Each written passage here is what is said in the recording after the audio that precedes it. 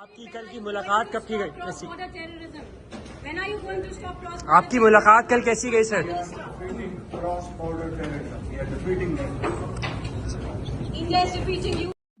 अस्सलाम वालेकुम। So welcome to conflict card. दोस्तों, दो टॉपिक्स पर बात करने जा रहे हैं आज। पहला हम बात करेंगे कि Indian media even United states of America में भी अपनी हरकतों से बाज नहीं आया और फिर उन्होंने अच्छी खासी मेडिसिन भी ले ली पाकिस्तानी प्राइम मिनिस्टर से।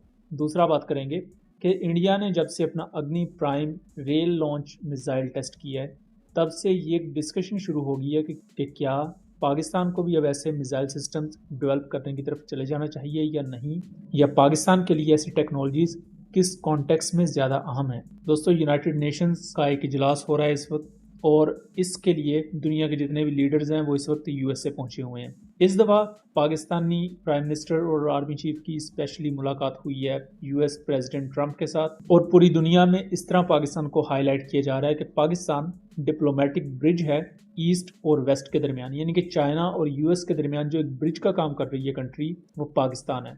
ये अपने आप में एक बहुत ही ज़्यादा अहम कम्प्लीमेंट है जो फ्यूचर की जियोपॉलिटिक्स पाकिस्तान के लिए और ज़्यादा क्लियर कर देता है।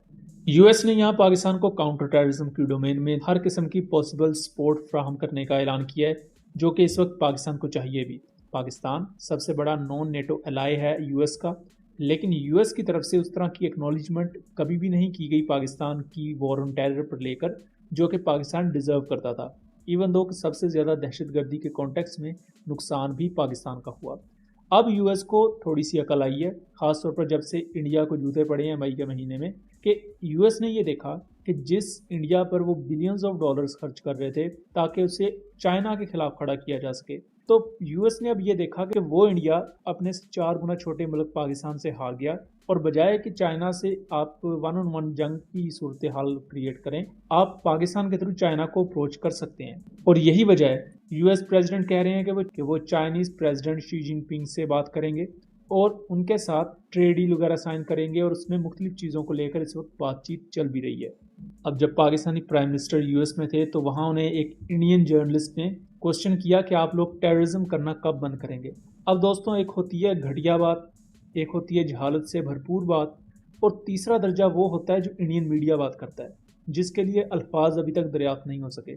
तो जब इंडियन मीडिया की तरफ से ये बोंगी मारी गई तो पाकिस्तानी प्राइम मिनिस्टर ने भी उसका उसी टोन में जवाब दे दिया कि हम भी इंडिया की क्रॉस बॉर्डर टेररिज्म से लड़ रहे हैं, आप लोग टेररिज्म फैलाना बंद कर दें, हम लोग लड़ना बंद कर देंगे।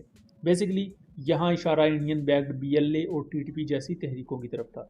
इस जवाब के बाद इंडियन मीडिया की वो जो जर्नलिस्ट थी बीबी वो गायब हो गई क्योंकि ओबियसली अब इससे आगे तो उनके पास भी कोई और चीज़ नहीं थी। बट बात कहने का मकसद ये है कि इंडिया में ग्राउंड लेवल पर इतना ज़्यादा लोगों को मैनिपुलेट कर दिया गया है कि कोई भी मुल्क में कोई टेररिज्म हो जाए तो इसका जिम्मेदार पाकिस्तान है। अब लद्दाख में इस वक्त करंटली इतने शदीद प्रोटेस्ट हो रहे हैं कि इंडियन आर्मी के कई ऑफिस पर अटैक हुए हैं, इंडियन आर्मी इंडियन पुलिस की कई गाड़ियाँ जला दी गई हैं। उस पर भी इंडिया ये कह रहा है कि ये चाइना और पाकिस्तान करवा रहा है, हालांकि लद्दाख का आप कंप्लीट वो इशू देखें तो वो इंडिया का इंटरनल इशू है। हम सबको पता है, इवन चाइना रशिया जैसी कंट्रीज़ को भी पता है कि पाकिस्तान में जो टीटीपी है वो अफगानिस्तान से एक्सक्लूसिवली टेरर अटैक्स करती है, मल्टीपल इन्फिल्ट्रेशन अटैम्प्ट्स होती हैं और कई इन्फिल्ट्रेशन अटैम्प्ट्स तो पाकिस्तान नाकाम बना देता है। बट 100% बॉर्डर कंट्रोल गेन करना पाकिस्तान के भी बस की बात नहीं है। तो वहाँ से मल्टीपल टेररिस्ट आते हैं और इस चीज़ को यूनाइटेड नेशन भी ऑफिशियली एक्नॉलेज करता है। लेकिन अनलेस कि कोई बहुत बड़ा वाकया हो जाए, पाकिस्तान सबसे पहले अपने इंटरनल मामला को देख रहा होता है कि अच्छा ये अगर टेरर अटैक हुआ है तो इसको हमने इंटरनली किस तरह काउंटर करना है और इसके लिए क्या हमने हिकमत अमली तैयार करनी है। लेकिन इंडिया के मामले में चीज़ डिफरेंट है। उनके मुल्क में कोई छोटा सा वाकया भी हो जाए जिसका उन्हें पता भी है कि ये हमारी अपनी नेग्लिजेंस की वजह से हुआ है, उन्होंने फ़ौरन से पहले पाकिस्तान पर उसका इल्ज़ाम लगाना है और ख़ुद बरी ज़िम्मा हो जाना है। और यही वो वजह है कि उस कई सालों की ब्रेन वॉशिंग की वजह से उनका छोटे से लेकर बड़े तक जो शख्स है उसे यही लगता है कि उनके साथ जो बुरा हो रहा है वो पाकिस्तान उसके पीछे है, हालांकि पाकिस्तान के अपने बड़े मसले हैं। लेकिन खैर, अब हम दूसरे टॉपिक पर आ जाते हैं जो कि अग्नि प्राइम बैलिस्टिक मिसाइल को लेकर है। रिसेंटली इंडिया ने अग्नि प्राइम बैलिस्टिक मिसाइल को टेस्ट किया जिसकी रेंज 2000 किलोमीटर है। ये एक इंटरमीडिएट रेंज बैलिस्टिक मिसाइल है जो कि मैनूवरेबल री एंट्री व्हीकल के साथ आता है जिसे MARV कहा जाता है। अगेन एक चीज़ मैं क्लियर कर दूं कि MIRV और MARV दो डिफरेंट टेक्नोलॉजीज़ हैं। तो अग्नि प्राइम MARV कैपेबल है, सेम एज जैसे पाकिस्तान का फतेह 2, फतेह 3।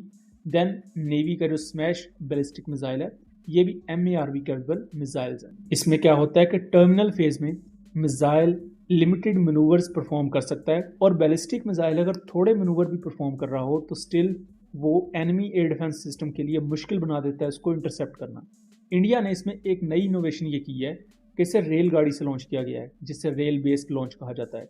इससे क्या होता है कि मिसाइल का पॉइंट ऑफ लॉन्च पता करना बहुत मुश्किल हो जाता है, और इसके साथ साथ मिसाइल को रेलवे ट्रैक्स के थ्रू आप इन रेलवे की बॉगीज में मिसाइल्स को रख के मूव करवा सकते हैं, और ये आपकी ऑपरेशनल इलास्टिसिटी को इंक्रीज कर देता है। अब जब से सैटेलाइट्स आई हैं बेसिकली, तब से ये पता लगवाना आसान हो जाता है कि आपके मिसाइल्स कहाँ पड़े हुए हैं, आपकी मिसाइल सिलोज कहाँ पर मौजूद है, क्योंकि जो ग्राउंड बेस्ड मिसाइल सिलोज हैं वो तो अपनी जगह पर मौजूद रहती हैं, वो तो मूव नहीं हो सकती।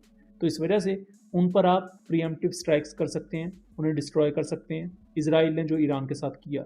लेकिन अगर जो रेल बेस्ड मिसाइल्स हैं ये मूव कर रहे हैं, और दूसरा सैटेलाइट से भी पता लगवाना मुश्किल होता है, बिकॉज मल्टीपल ट्रैक्स हैं और मल्टीपल आपके पास रेलगाड़ियाँ हैं। तो आप किस तरह आइडेंटिफाई करेंगे कि इस पर्टिकुलर ट्रेन पर एक मिसाइल माउंट है। लेकिन हाँ, अगर ग्राउंड इंटेलिजेंस आपकी अच्छी है तो आप ये भी पता लगवा सकते हैं। और पाकिस्तान ने जो S-400 भी डिस्ट्रॉय किया, उसका चीज बोर्ड रेडार वो कैमोफ्लाज में एक हैंगर में छुपाया हुआ था, तो पाकिस्तान ने ग्राउंड इंटेलिजेंस के थ्रू पता लगाया था कि इस पर्टिकुलर जगह पर इन्होंने रेडार रखा है, तो वहां पर स्ट्राइक की गई, और लेटर ऑन उसकी सैटेलाइट इमेजरीज भी दिखाई गई थी पाकिस्तान एयरफोर्स की तरफ से।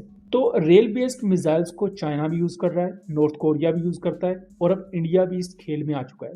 पाकिस्तान के लिए ये चीज ऑब्वियसली थ्रेट है, और जो अब क्वेश्चन है कि क्या पाकिस्तान को भी ऐसे मिसाइल सिस्टम्स पर काम करना चाहिए, तो पाकिस्तान के पास मल्टीपल ऐसे बैलिस्टिक मिसाइल्स हैं जो कि ट्रेन से या ट्रेन की बोगीज से लॉन्च किए जा सकते हैं।